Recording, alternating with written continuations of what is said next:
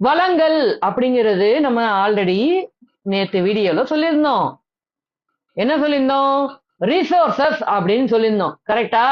இன்னைக்கு இன்னொன்னு சொல்றாங்க, அசெட்ஸ் அப்படின்னு சொல்றாங்க. வளங்கள்லாம் என்னதுங்க? அசெட்ஸ் அப்படின்னு சொல்றாங்க. இது ஞாபகம் வச்சுக்கோங்க.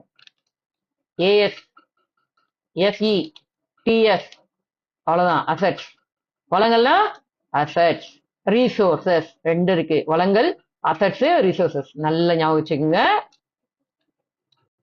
சமத்துவம் அல்லது சம வாய்ப்பு. சமத்துவம் அல்லது சம வாய்ப்பு அப்படின்னா என்னதுங்க? யோசிக்கிறீங்களா? யோசிங்க பார்ப்போம்.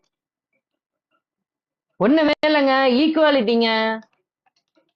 இ Q U A L I T Y equality.